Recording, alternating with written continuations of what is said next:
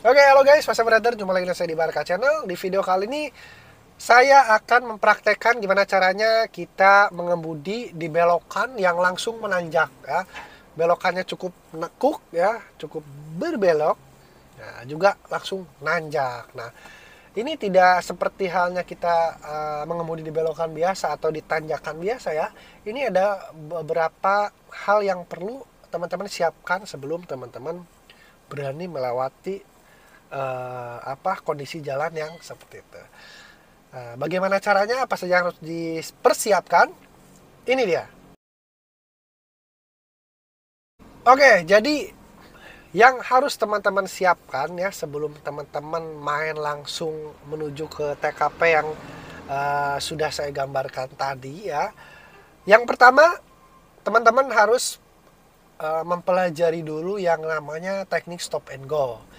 Nah, yang kedua, teman-teman juga harus belajar dulu yang teknik yang namanya setengah kopling.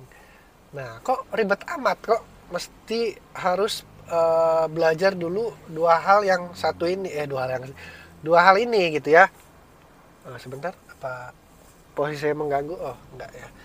Oke, jadi itu dua itu ya harus teman-teman persiapkan. Nah, saya jelaskan fungsi dari kedua untuk TKP tersebut. Yang pertama, stop and go. Yang namanya kita belok terus nanjak itu kita nggak bisa seenaknya tiba-tiba main masuk aja. Kita kalau caranya kita tinggal masuk itu gampang cerita. Jalan lancar kosong kita langsung masuk ke tikungan tanjakan tersebut. Itu tanpa kedua hal ini juga bisa. Nah, masalahnya kita nggak bisa seperti itu. Kita nggak bisa langsung main masuk aja, itu bahaya banget. Coba bayangin kalau misalkan di lawan arah kita ada kendaraan lain yang sedang meluncur dari turunan, nanti pas papasan itu bahaya banget. Soalnya yang namanya kita belok, itu bisa aja kita akan menghabiskan semua ruang belokan tersebut. Apalagi kalau jalannya sempit. Kalau lebar sih mungkin bisa jadi nggak masalah. Tapi kalau agak sempit, bahkan sempit, itu kita akan menghabiskan lahan untuk berbeloknya. Itu apabila ada sesuatu hal yang harus membuat mobil kita berhenti ya, maka kita harus menggunakan teknik stop and go itu tadi. Karena itu sama aja kita berhenti di tengah-tengah tanjakan. Nah, yang kedua, teknik setengah kopling. Nah, fungsinya di sini karena seperti yang sudah saya tadi katakan, kita nggak bisa langsung masuk. Artinya kita harus merayap dulu. Kenapa harus merayap? Karena kita harus mengintip dulu nih dari lawan jalan kita, apakah ada kendaraan lain atau kosong. Nah, dengan merayap kita bisa mengintip. Kalau misalkan kosong kita bisa lanjut. Kalau misalkan ada pengendara lain kita bisa berhenti dulu. Nah, dengan setengah kopling, karena kita akan merayap, maka kita butuh teknik yang namanya setengah kopling ya. Oke?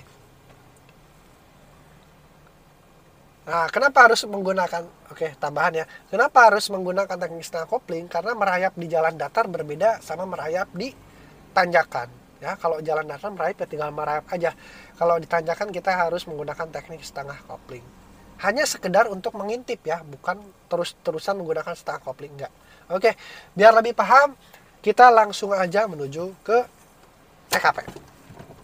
Let's go.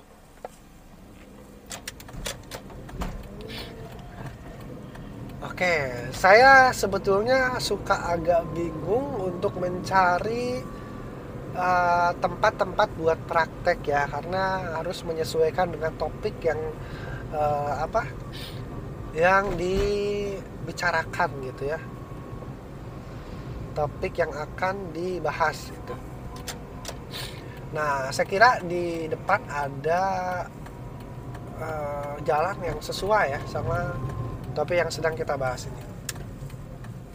Oke, mari kita menuju TKP. Oh, di sini nih. Oke, nanjak banget ya. Waduh, nanjak banget guys. Oke, itu belokan langsung nanjak. Cuma belokannya kelihatan. Jadi itu kita bisa langsung memonitor karena kosong langsung masuk. Itu lebih gampang. ya. Dan juga tidak terlalu menikung sih, itu hanya kayak gini aja sih standar ya. Aduh, ini bener nggak ya jalannya ya?